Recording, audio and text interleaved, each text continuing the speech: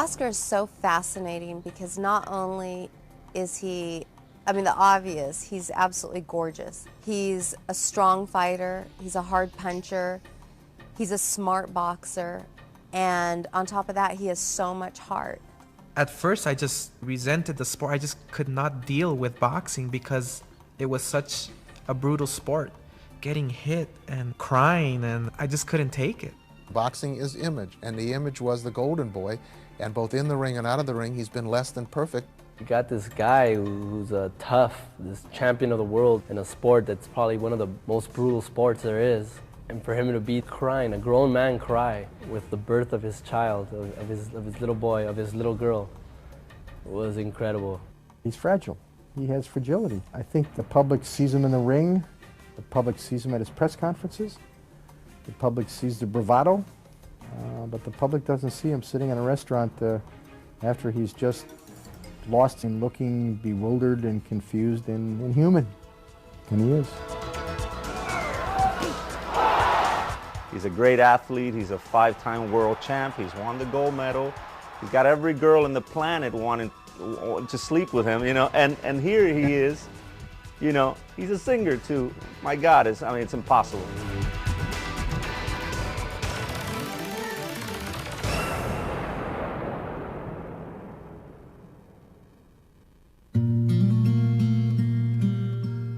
Oscar de la Hoya was born on February 4th, 1973, in a predominantly Latino section of East Los Angeles.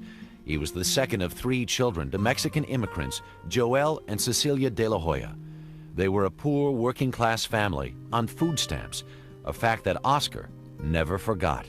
A food stamp in my wallet is a food stamp that's from many years ago. I think about the struggling we had to face. Sometimes putting food on the table, just rough, tough times. Oscar's parents worked hard to make ends meet. They grew up in a really ugly neighborhood, where I did as well. And there was a lot of gang activity, a lot of violence out in the streets. So the father was really, really strict with his kids. And trying to obviously steer them away from any trouble whatsoever. Oscar was a typical kid in East LA who went to school, hung out with his friends, and loved to skateboard. He also had a passion for drawing. He used to like to draw. He'd always draw whenever he had a chance in class, after school. He won this contest once. There was a contest in a magazine, I believe it was a magazine, where you had to draw this picture that they had in this magazine. And he drew and he won. When Oscar wasn't drawing, he'd follow his older brother wherever he went. One of those places was to the East Side Boxing Club. He always wanted to tag along, with the older brother. I was like, hey, get away, kid. Shoot, don't bother, kind of like a gnat, in your ear. Yeah, get away. Joe Jr. was the first to be involved in boxing. So he was like around 9 years, and Oscar around 6.5, something like that. The problem was that my oldest boy didn't like boxing, but I think he was better than Oscar. And Oscar was in love with the sport of boxing. So he was all the time at the gym. At first, I resented the sport. I just could not deal with boxing because it was such a brutal sport. Getting hit and crying, and I just couldn't take it. But my father was a very strict father. So I had no choice but to go to the gym every single day because of him taking me to the gym. And after several months, after years, I learned to love the sport. It was no coincidence that Joel Jr. and Oscar got into boxing, since the De La Hoyas were a boxing family. Oscar's father was a professional boxer in the 60s, while Oscar's grandfather was an amateur in the 1940s. But Oscar had other sports on his mind. He used to play with the skateboards, and I had a little problem with him all the time. Oscar, don't do that. Don't do that because you might break your hand, your foot, and to be a boxer, you have to be 100% complete. Our father actually is the one that got us into it, obviously, and You know, if it wasn't for him pushing us and leading us that path, you know, because obviously living in East LA, you know, you get steered the wrong way, and with their guidance, you know, I mean, they pushed us that direction, and I mean, I love the sport, you know, but I wasn't really into it, you know. But Oscar just, you know, found a passion for it, and he stuck to it. My first boxing match, I remember the boxing gloves were probably bigger than my head at that time. I mean, they're huge gloves. But I was so excited to go up in the ring. I remember stopping the kid in the first round. And I was so excited to receive that trophy. My very first trophy. It was a proud moment for me, especially for my father. I mean, he was like, oh my gosh, that's my boy, you know. It was a beautiful moment. Although Oscar's mother was also supportive of Oscar's newfound passion, she didn't really want him to box. I don't think she really approved of it. You know, it was more of my dad's idea and everything. But I mean, she still supported him 100%. You know, she was, I guess, his #1 motivator. She just said, you know, work really hard at it, and you will accomplish it. She loves the sport of boxing, and she never said nothing to Oscar. She all the time talked to Oscar and said, train hard if you want something from life, you know. Even though she didn't like her son being inside that ring, getting hit, she was always there supporting, yelling, screaming. She was my #1 fan, and she still is. With all of that love and support, Oscar just kept getting better in the ring, and his brother noticed that the hard way. You know, I used to beat him up all the time, you know. Charlie's all the time, you know. And one day, I guess he kind of got fed up. He was already into the sport, you know, into boxing for a couple of years, and I guess he got fed up one day, and he just, you know, clobbered me one in the stomach, knocked the wind out of me, and since then, I haven't touched him. That was a pretty nice experience, not getting bullied around by my brother anymore. It was becoming difficult for Oscar to find sparring partners to train with. It was hard for me to get sparring for him because it was too good. So we had to look for other higher weights for him to spar and get ready for different tournaments.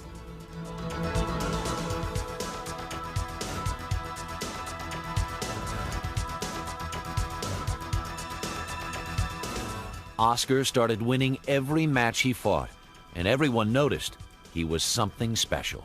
He was always the best boxer, you know, he would always come home with the best box reward, and there was always talks of Oscar, you know, him being such a great fighter, and you know, that kind of, you know, was a sign there of, you know, what was, you know, to come. Oscar was excelling in the ring, but having a harder time in the classroom. The balancing of his boxing career and his being a student was very difficult for him, because they would call him out for training to different states, which meant he was away from school for a month, 6 weeks. So it meant that we had to get homework to him. However, Oscar was very determined, single-minded, very focused young man. He lived for his boxing. He loved his boxing, and he had goals that he was going to achieve with his boxing. Everything he did was focused to that end. That focus brought Oscar to the Junior Olympics at 15 and the Golden Gloves at 17. He won both events. Oscar was then off to the Goodwill Games that same year. Unfortunately, his biggest fan, his mother, was battling breast cancer. She was very sick, and she asked me, can I go to see Oscar at the Goodwill Games? I said, no, you can't, because you're sick. And she said to me, I don't care, I want to see Oscar. For the last time, she said. My mother would skip chemotherapy so she can watch me fight, so she can go and cheer me on. If it was to me, I would cancel my fights, my gosh, and go and tell you have to go to the hospital so we can get rid of this. She did it to be with her family, to not make us worry. And when I was 8 years old, we had taken a road trip. I went with my mom over there since she was ill. I don't think she could have fly and everything over there. But I mean, we were all so excited that, you know, it was finally, oh my God, you know, the Goodwill Games. And I remember her at the fights. She'd be yelling at him and like, you know, yeah, Oscar, hit him. And, you know, was really excited, you know, that she was there. And I mean, and I know Oscar was really happy that we were there too. I do feel that he was being pulled apart, I'm sure by his mother's illness, because he knew what she was going through, as well as being focused on his boxing. Those, I think, were his main concerns. And I think his boxing may have helped him work a lot of anxiety, worry out of his system. I remember one day she went to chemotherapy, and I didn't know that she had cancer because I came back from school. She came back from the doctor. All of a sudden, she's quiet. She's in tears. You know, I'm like, my gosh, what's wrong? So she starts telling me, you know, son, I'm dying. And when she said that, I just felt like destroyed. I felt destroyed. I felt like I just didn't want to live anymore because my mother is telling me she's dying, you know, so it was ugly. After Oscar's triumph at the Goodwill Games, he promised his mother on her deathbed that he would win the Olympics for her. On October 28, 1990, 2 months after the Goodwill Games, Cecilia de la Hoya lost her battle with breast cancer. Oscar had lost his biggest fan.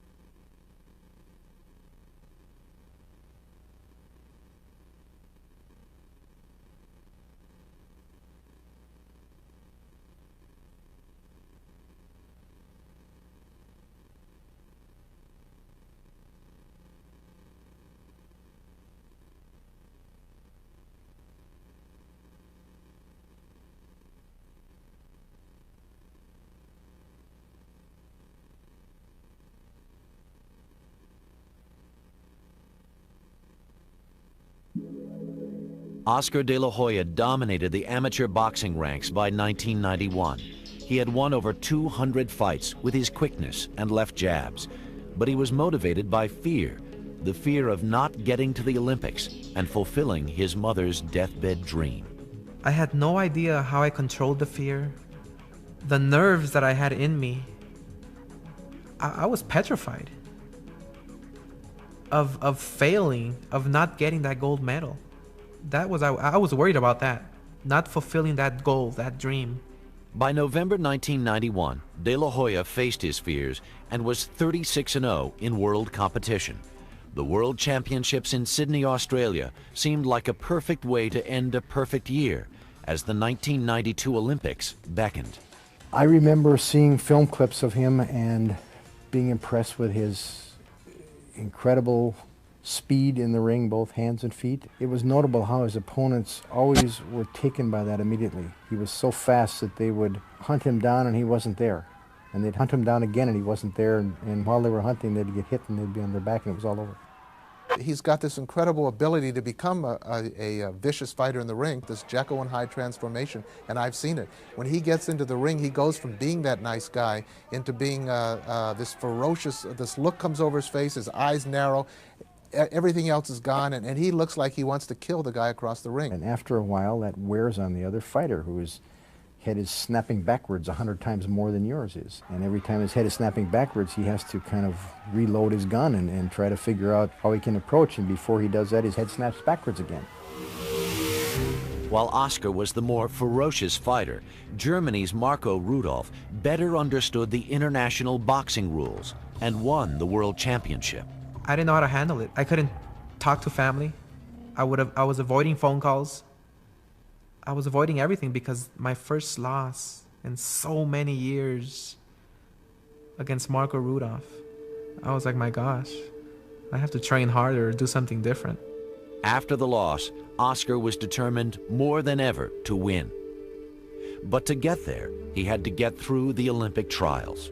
He was young, but he was ready. He had a sense for what he had to do and how he had to do it, even at a young age, and he went out there and did it. He had set a goal. You know, his goal was to win that gold medal, and that's what he went out to do. In July of 1992, Oscar de la Hoya finally made it to the Olympics in Barcelona, Spain. This was the event that he and his mother had dreamed about. As the eyes of the world were on him for the first time, de la Hoya was dominant from the opening bell, although the scoring system, once again, was not on his side. In Olympic-style judging, they have a red button and a blue button. Now, I'll be the blue button, okay, the fighter, and my opponent is the red one. If I land a punch, there's 4 judges, or I believe it's 5 judges, who have to press that button within 1 second to get a point. So now, you throw a combination of 5 punches, the judges are not gonna see that. They're gonna press the button maybe twice, and another judge might be not even watching or paying attention, so it's very complicated. But the international scoring system was far from Oscar's mind. As the Olympic tournament progressed, Oscar disposed of his opponents one by one, though they weren't all easy victories. I said to myself, my gosh, I need 3 more and it's all over. I'll make her dream come true. I went on to fight this Korean kid. Now this Korean kid was, I mean, my heart just stopped because we were into the last round. He was ahead, and all of a sudden, the referee stops the fight and takes away points from the Korean because the Korean is holding me too much. And I'm like, oh my gosh, all I have to do now is just survive like 10 seconds and that's it, I win.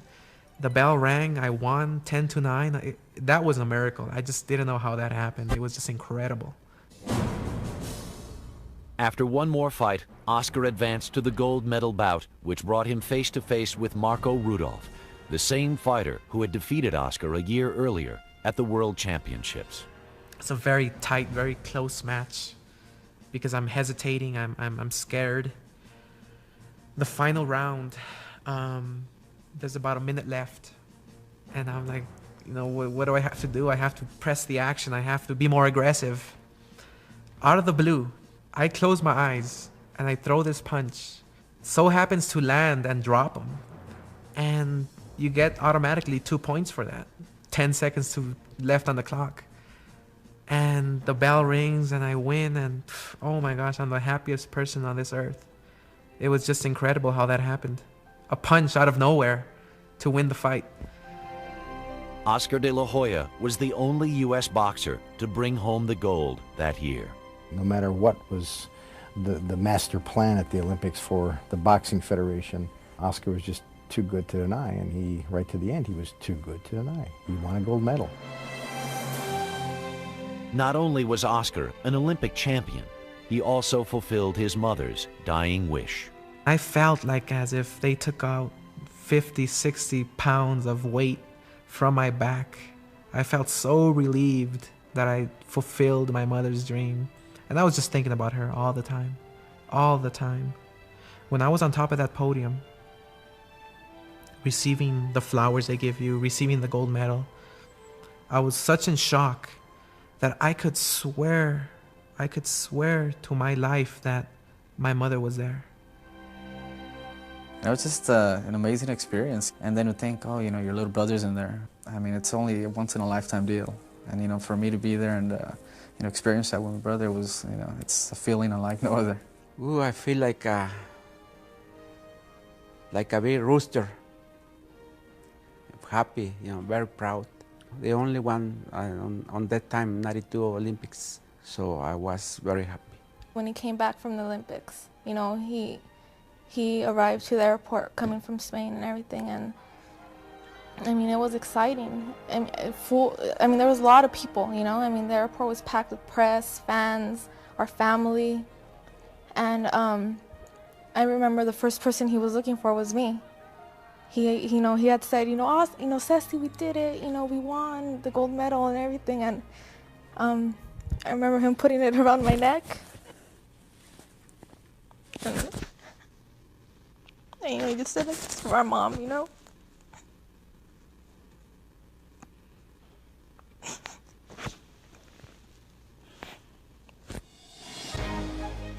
It was a big party, big old block party. It was a party for days. It was, you know, it was awesome. He was, you know, the hometown hero. Brought home the gold. Kids and adults and neighbors and everybody was in the front yard, on the street. I don't think anybody could get by. It was just so exciting to see him, and he had his gold medal on. And for East LA, he was a symbol of pride. Here was one of our own young men who had accomplished a gold medal.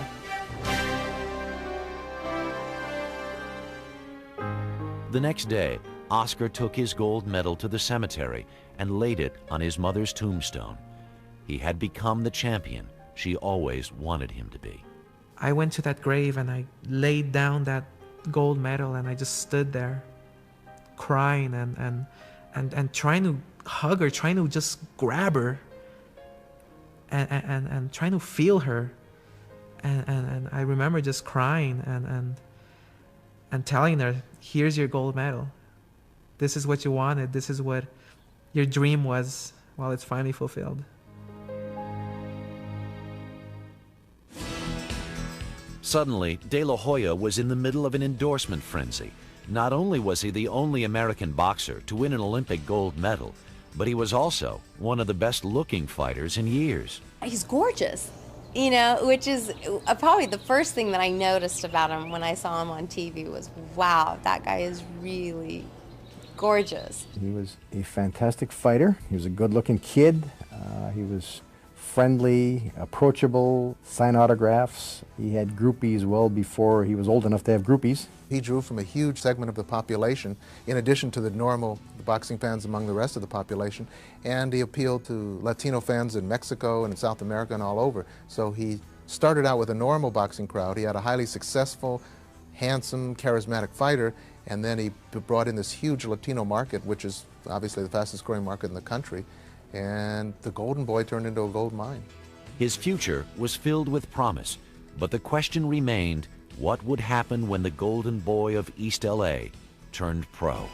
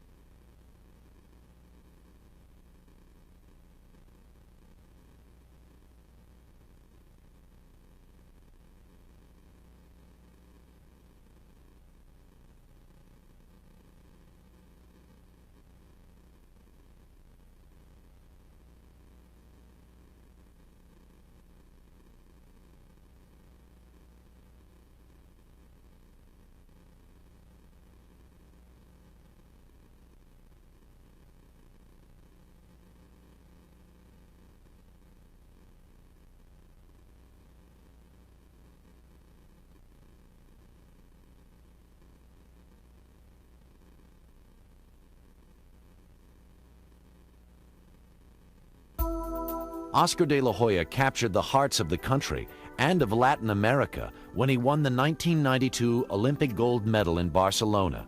He had fulfilled his dying mother's wish. Having reached this goal, De La Hoya turned pro. There's always a difference between an amateur fighter and then a professional fighter, because in the amateurs you can't count the knockdowns, so you're obviously trying to score as many points as you can, and in the pros you are really mainly looking for the knockout. There was no question Oscar was a world-class amateur fighter. Whether he could be a world-class professional remained to be seen. Oscar De La Hoya embarked upon his professional career a few months after the Olympics. It was at his professional debut where he was officially nicknamed the Golden Boy. I love the name because I walk the streets, I go places. Oh, there goes the Golden Boy. There goes our champ. There goes the gold medal winner.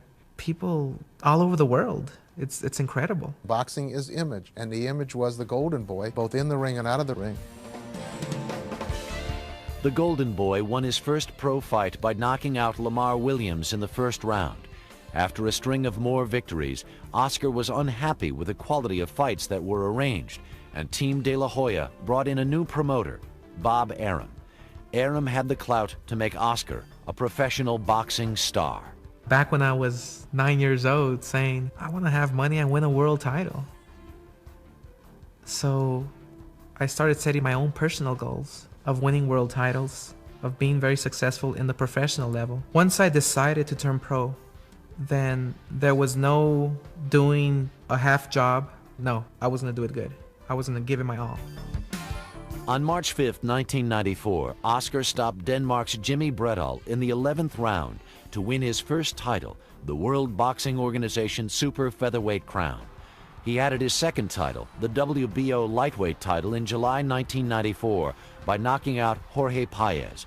But it was the match against his personal idol, Julio Cesar Chavez, in 1996 that would be his biggest challenge so far. Before Oscar even turned pro, he had sparred with Chavez previously. Chavez had dropped him to one knee, dropped Oscar to one knee.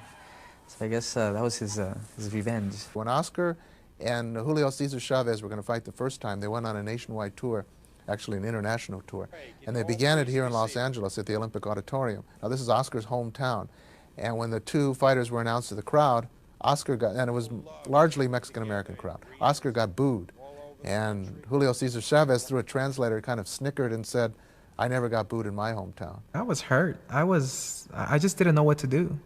But thanks to everything that I experienced at an early age, I would tell myself, why do I have critics? Why do I have people booing me?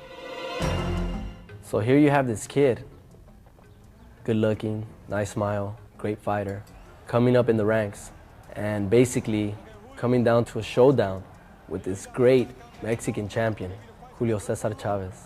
And he had been the champion and basically a living legend in Mexico and in the Mexican community here in Los Angeles and East LA. And you have this kid who is Mexican, from Mexican descendants, so his parents were Mexican, but was born here, not quite all Mexican. And he's in a fight against the Mexican champion. That was a big reason why there was a lot of animosity towards Oscar. That was a huge event, for all of Mexico. Obviously, all the Mexican fans, all of Chavez fans and Oscar's fans. It was a big event in itself. Just these two people meeting in the ring. As for the fact that Oscar used to idolize the guy, and he really respected him, and then just to confront him in the ring, was just a big deal. Oscar captured the WBC Super Lightweight title against Chavez. Despite his success, Oscar had many critics who felt that he hadn't fought enough quality opponents and thought he was just a pretty boy. He doesn't look like a boxer in the traditional Mexican-American mold, the guy who's scarred and beat up and bruised and looks like a warrior. Oscar prides himself on getting hit as little as possible. He was Mr. Clean. He was the golden boy.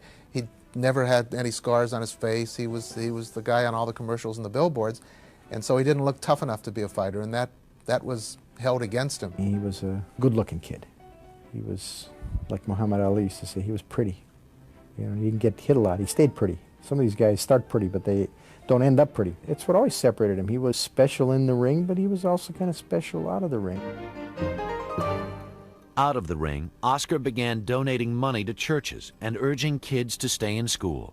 He also began renovations on his old Olympic training ground, the 72-year-old Resurrection Gym, which eventually included a youth center. Why does it have to be so tough for them, like it was for us? He's in a position where he could do a lot of good and help these kids out. Kids now from that neighborhood, they have this hope, they have this feeling that somebody's taking care of them, that somebody's guiding them, that somebody's lending them a helping hand. And there's now hope for them to better their lives just the way I did. By the end of 1997, Oscar de la Hoya was pound for pound the best fighter in the world, with 4 titles under his belt. But his boxing camp was in flux. He had won too many close calls to lesser opponents, and changes in Team de la Hoya ensued. A boxer tends to have all his pressures that he has to deal with. He tends to have to be the one to go out and do it. In the final stages, they put everybody aside and they put the lights on in the ring. And it's you against this other guy. And yet the boxer is also taking care of his entourage, and he's doing it for all these other people. And he's had so many different guys in that corner that I think that's been a problem. I don't know that any one of the people he had as his main trainers was the right person to be that consistency. Every trainer, you know, gave what they could. He learned from every trainer that he's had, and you know, in the sport especially, I mean, you can't be stuck at one level. You know, I mean, it's your life up in that ring. You know, I mean, you got to do what's best for you. And if you're at one level, you're just stuck, and you're doing everything just natural ability, natural talent. You know, I mean, there must be something wrong there. You know, it's time to move on, get somebody else that can push you to the next level. The father calls the shots. So no matter who Oscar hires, no matter who runs his career, the father is in the background making the decisions. And as soon as someone gets too close to Oscar, as soon as someone has too much control, then he's mysteriously gone because the father, I think, has lost control. Some claim that Oscar had sought his father's approval for years. He said to me that he would give away all his belts and all his titles and all his money for his father's approval, and his father wouldn't give it to him. And when you ask his father about it, he says that if I praise him too much, then he'll become complacent and he won't achieve the greatness I think is in him. With too many decision fights during 1997, Team De La Hoya not only went through some restructuring, but Oscar hinted at retirement. He had always pursued his interest in art, but now he was thinking about architecture. The Golden Boy planned on becoming a schoolboy.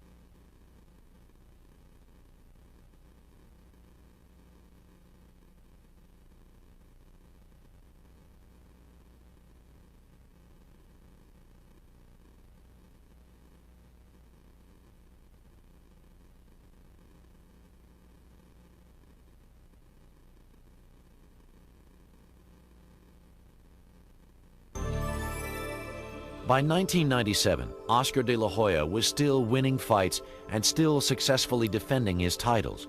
But his relationship with his trainers was in doubt, and Oscar hinted at retirement. He's always talked about the fact that he wants to be an architect.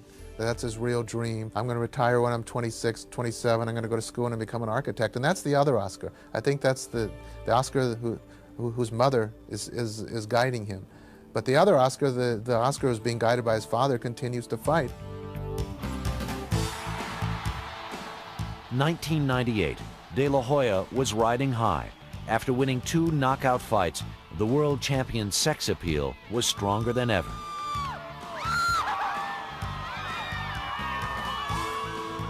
Along the way, he became the father of a baby boy named Jacob by an ex-girlfriend. When his little boy, Jacob, was born, I was with him in the hospital. And to see him cry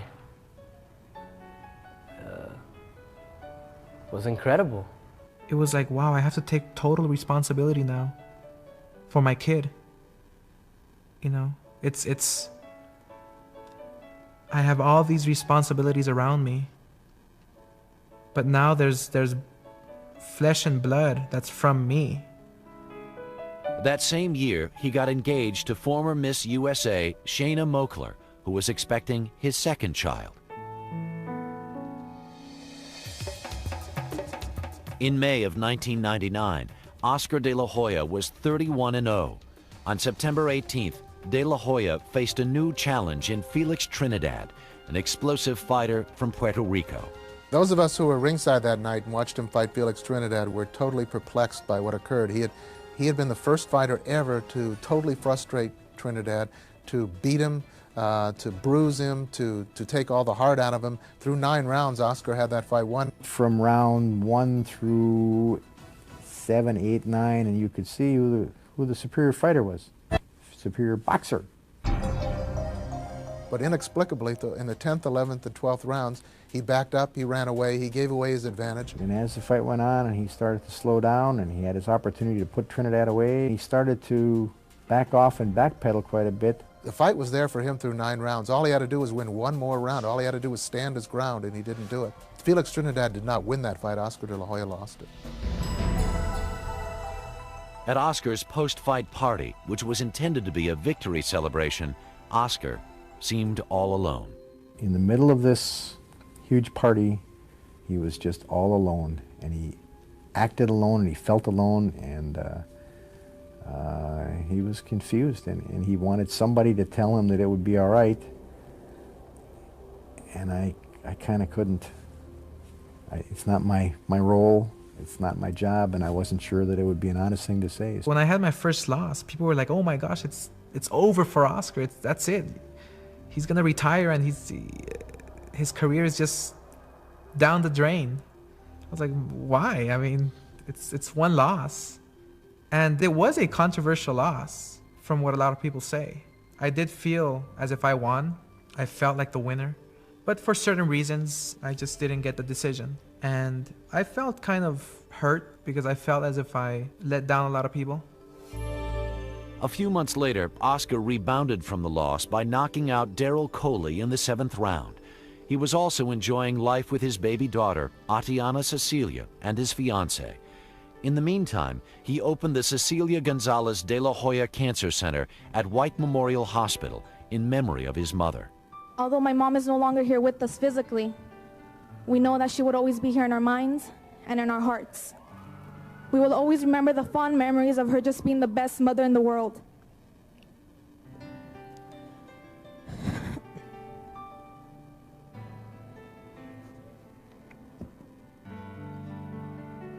In the midst of the opening, De La Hoya was training for his next fight in June of 2000 against Sugar Shane Mosley, another kid from LA who Oscar had fought as an amateur. The Mosley fight was the exact opposite of the Trinidad fight. Oscar was so mad about the fact that he had backed up and run away from Trinidad that he vowed publicly to go in and slug it out with Mosley. And that's what he did. And again, like with the Trinidad fight, he got up early, he was ahead, but Mosley adjusted and Oscar didn't. Now, if he had done some dancing, moved around a little bit in the later rounds and not come charging in, he could have won that fight. The best of the best, have to lose once in a while. It's a learning process. That's what it is. You just become a better person, a better fighter, from that. People were accepting me as a fighter now because I lost like a man. I never understood that. I fought 12 rounds, I fought hard, I gave an exciting performance, so people were happy with that. After the high-profile loss, De La Hoya decided to take what he called a little vacation from boxing to spend more time with his fiancée and baby daughter. He also decided to explore one of his other interests, which also happened to be his late mother's hobby as well, singing. I was like, what? Oscar sings? I can't believe this is too good to be true. I mean, what is this guy? I mean, this guy's handsome. He's a great athlete. He's a 5-time world champ. He's won the gold medal.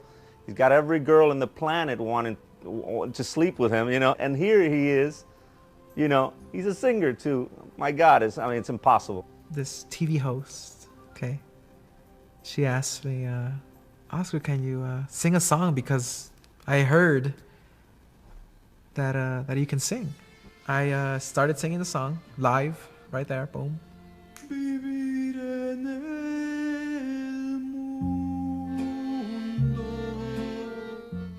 And when the show came out the next day, recording contracts left and right. Oscar had great vocal abilities, and that if we could work with him and he was willing to put the same discipline into that as he does into his boxing, that we could, in the end, have a wonderful artist to bring to the world.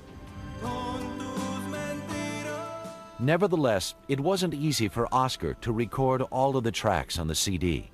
He was like, hey, Rudy, man, I don't know. You want me to suffer to give you all this passion on the song, but I don't know, man. I just, I'm too happy or something. And I'm like, champ, listen to me. You have to pretend this girl broke your heart, Yeah, but what girl? What are you talking about? So I played a video of Millie Correger, this beautiful girl who I had worked with from Puerto Rico.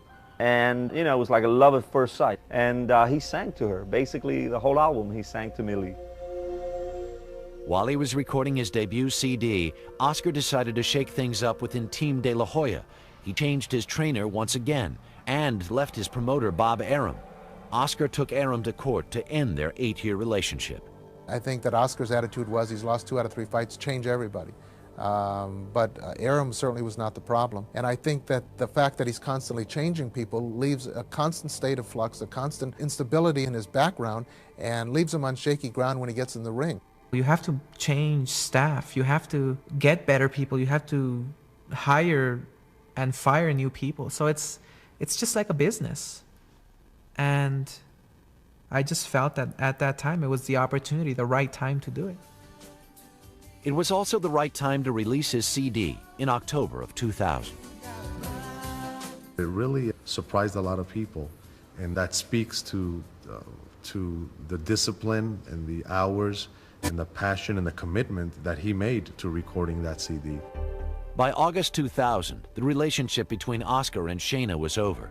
He immediately made child support arrangements for their daughter, Adiana. In December, Shayna filed a $62.5 million palimony suit.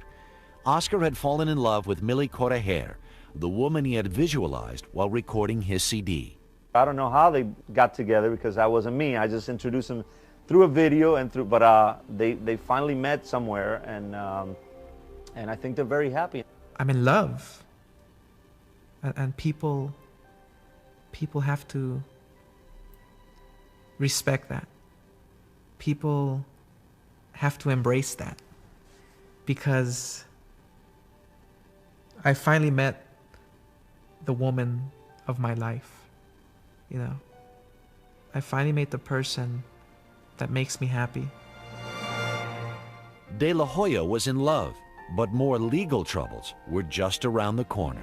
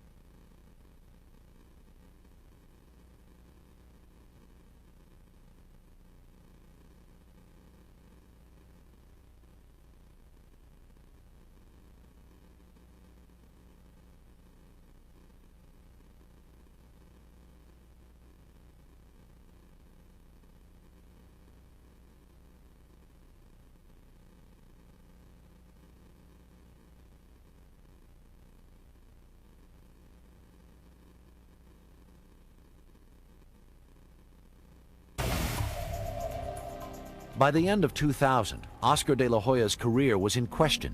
Even his personal life was in flux.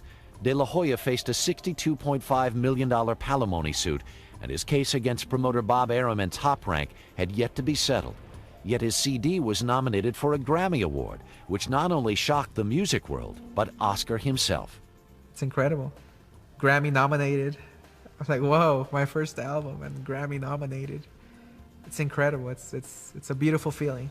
It's like you never know, you know, how the Academy thinks, and it's just a great honor, and you should feel honor about this, because I mean there's a lot of singers, great artists, that have never even gotten a nomination, and here you are, you know, so he felt very happy. We were all thrilled, and we felt that it was well deserved, and we still feel that way. More good news came Oscar's way when a federal court judge declared that his promoter agreement with Arum and Top Rank violated California law and was void and unenforceable. Oscar then signed with Jerry Perenchio of Univision as his new promoter. The team that I have now, the team that I have that surrounds me, that makes decisions, that helps make decisions, we have the best and the most positive team in the sport. In March of 2001, Oscar put down the microphone, returned to the ring, and defeated Arturo Gatti. It was the 33rd win of his career. I felt scared because here I lost my last fight. I took several months off. Or what are the people going to say? How are they going to embrace me? How are they going to support me? We had a full arena in Las Vegas. The people viewing it on TV, it was a success. So it was like Oscar's back. You know, it was like, okay, people supported me. It was a great showing. I had a great fight. I'm back. Oscar de la Hoya could continue with his boxing career, or he could go a second round as a singer. Sky's the limit. That's all I could say.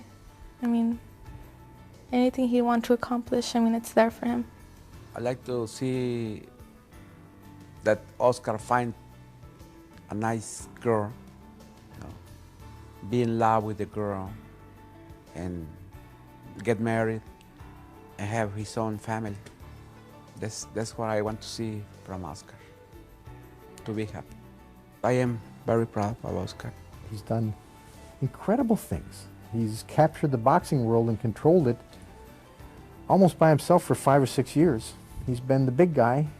Few of us even get our 15 minutes of fame. He's had 5 or 6 years. Oscar himself said to me one time, I don't always want to be the golden boy. It's hard being the golden boy. Sometimes I'd just like to be a human being. And now he's got a chance.